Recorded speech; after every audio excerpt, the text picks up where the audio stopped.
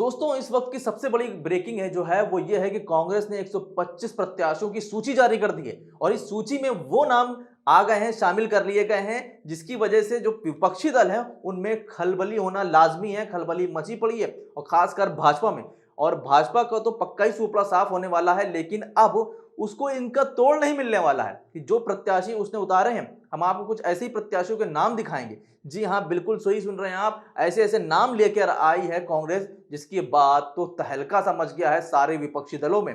और सबसे बड़ा तहलका तो भाजपा के अंदर मचा हुआ है, क्योंकि ऐसा मैं इसलिए कह रहा हूं कि जो भाजपा सरकार थी ये सब उसके प्रताड़ित लोग हैं। इन पर इतना जुल्म किया गया था जिसकी कोई हद नहीं। इसमें सबसे पहला नाम था वो जिसने काफी चर्चा बटोरी थी, उन्नाव कांड। उन्नाव कांड में आशा सिंह को चुनाव प्रत्याशी बनाया है कांग्रेस ने 165 विधानसभा क्षेत्र से। हम रेप पीड़िता की मां हूँ। मेरे पति के साथ मारकूट किया था सर। हम घर से खींचते हुए मारते हुए ले गए सर। फिर अपने नीम के पेड़ में बांध करके उनको बहुत तरह से मारा सर। अरे अपने पापा का मुंह तो देखते हैं, हमारे पापा तो चले गए। ये नौकरी का झांसा देके सर तो लड़की को मेरे फिर बाद के किडनैप करा लिया सर। कुलदीप सिंह सेंगर भाजपा का विधायक था और ये वही शख्स था जिसने उन्नाव रेप पीड़िता के साथ क्या कुछ नहीं किया, उसके परिवार को खत्म करा दिया, इतना अत्याचार किया जिसकी कोई हद नहीं, सारी हदें पार कर दी थी। लेकिन अब आशा सिंह को उतार दिया है यहां से कांग्रेस ने, और ये सबसे बड़ा नाम है इन 125 लिस्ट के अंदर, क्योंकि हम सब जानते हैं कितना चर्चित कांड था, कितना कुछ हुआ था उन्नाव के अंदर, कितना तांडव मचाया था कुलदीप सिंह सेंगर ने। और अब उसके खिलाफ आशा सिंह जो उन्नाव पीड़िता की मां है, उनको 165 विधानसभा से चुनाव लड़वाया जा रहा है कांग्रेस के द्वारा। और ये दिखाता है कि लड़की हूं लड़ सकती हूं का स्लोगन सही है, और ऐसे ही लोगों को सामने आना चाहिए जो पीड़ित हों, जो उस दर्द से गुजरे हों, क्योंकि ये वो लोग हैं जो आम जनता से उठकर आ रहे हैं, आम जनता है, और ये वो लोग हैं जो वाकई में उन सब चीज़ों को महसूस कर सकते हैं जो उस दौर से गुजरे हैं। अगला नाम आपको बताते हैं, अगला नाम भी काफी इंटरेस्टिंग है। यह है रामराज गोंड, 402 ओबरा विधानसभा क्षेत्र। 17 जुलाई 2019 को वहाँ पे दिन में एक जगह जुटते हैं और जुटते ही कोई बात विचार नहीं हो पाता, इसके बावजूद तुरंत गोली मारना शुरू करते हैं।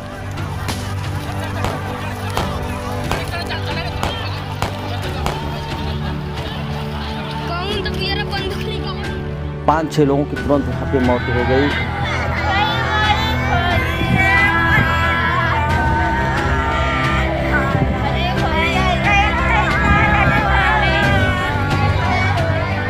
उसके हमको भी लगा था यहाँ पर, तो हम तो बच गए। रामराज गोंड के बारे में शायद आप लोग नहीं जानते होंगे, लेकिन वीडियो जरूर देखे होंगे। आपको याद है कि ओबरा में आदिवासियों के खिलाफ नरसंहार हुआ था, आदिवासियों को गोलियां चला दी गई थी, उनको मार डाला गया था, गोलियों से भून दिया गया था। इस नरसंहार में रामराज भी थे जिनको गोली लगी थी, और इस हमले में वो बाल बाल बचे थे। अब आप सोचिए, इसके अंदर 5 लोगों की मौत हुई थी। पुलिस प्रशासन और वहां पर किस तरह की गुंडैती होती है आपने सब देखा था। ये वीडियो सोशल मीडिया पे तैरते रहे थे, बड़ी थूथू और बड़ी किरकिरी हुई थी आदिवासियों पर इस तरह के नरसंहार को लेकर भाजपा सरकार की। लेकिन भाजपा सरकार ने कार्रवाई के नाम पर किया क्या?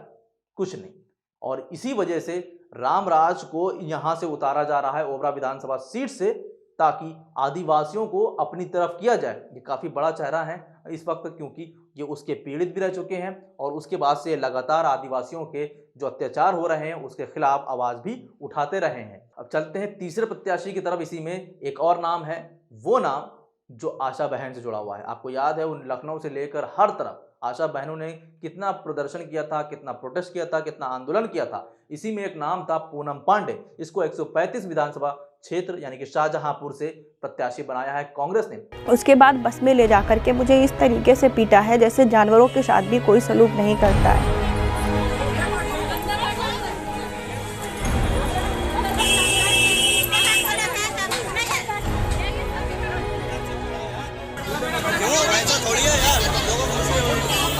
आशा बहनों में किस तरीके से शोषण हुआ था, इसका जीता जागता उदाहरण है पूनम पांडे।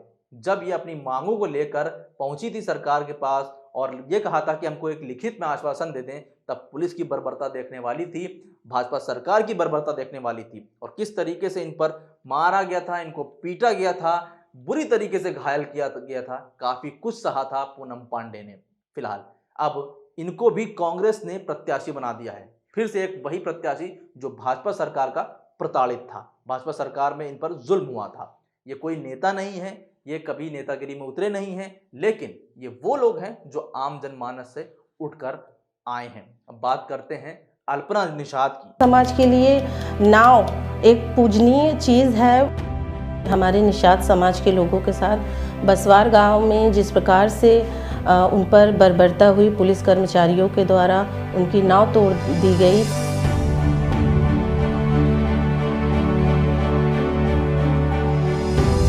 महिलाओं ने बताया कि जिस प्रकार से पुलिस ने उनको बर्बरता से मारा है, उनको पीटा, उनकी नावें तोड़ दी, जला दी। आपको याद होगा बसवार गांव जिसको नहीं पता है निषाद समाज क्या है पहले जान लीजिए। निषाद समाज वो लोग हैं जो नाव चलाते हैं। बसवार गांव में इन लोगों की नाव तोड़ी गई, पुलिस द्वारा बर्बरता की गई, इनके रोजगार पर चोट पहुंचाई गई, महिलाओं के साथ बदसलूकी की गई। मगर निषाद पार्टी जो अपने आप को निषादों का मसीहा बताती है, उस वक्त कुछ नहीं बोली। पहली चीज ये थी कि भाजपा के साथ गठबंधन में है, तो जाहिर सी बात है उम्मीद ही नहीं कर सकते कि निषादों के खिलाफ हुए अत्याचार के खिलाफ निषाद पार्टी का कोई भी नेता बोलेगा।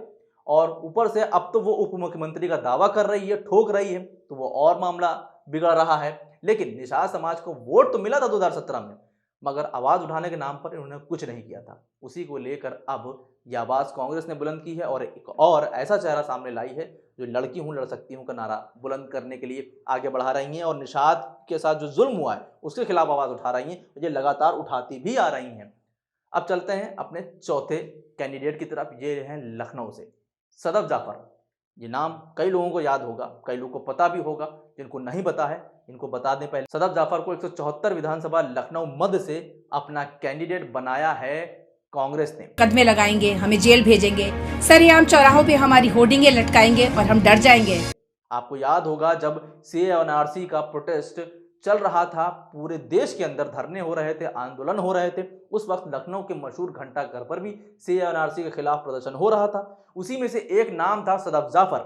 उस वक्त सदफ जाफर के खिलाफ योगी सरकार और पुलिस ने कई झूठे मुकदमे दर्ज किए गए थे, जेल हुई थी, बहुत ज्यादा अत्याचार हुआ था।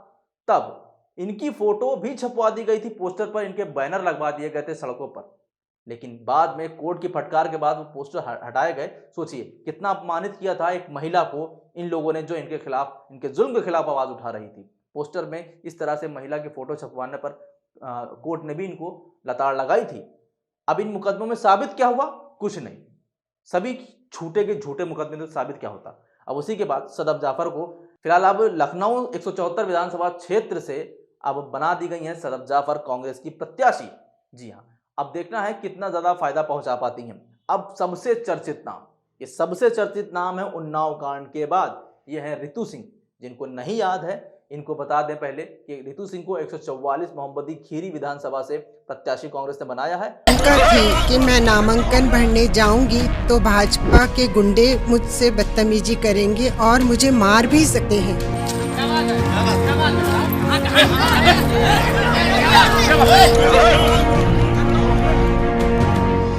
और इनको प्रत्याशी बनाने की सबसे बड़ी वजह है, अगर आपको याद होगा, ये वही रितु हैं जिनकी पंचायती चुनाव में साड़ी खींची गई थी। याद है वो वायरल वीडियो जो सोशल मीडिया पर छा गया था, हर तरफ आलोचना हुई थी, कड़ी निंदा की गई थी इसकी।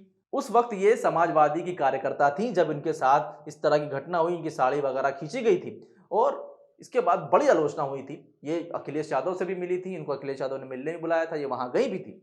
योगी राज में महिला सुरक्षा को लेकर बड़ी बड़ी बातें की जाती हैं, लेकिन वहीं उत्तर प्रदेश के अंदर एक महिला का चीरहरण होता है और योगी सरकार, भाजपा सरकार से तमाशा देखती है।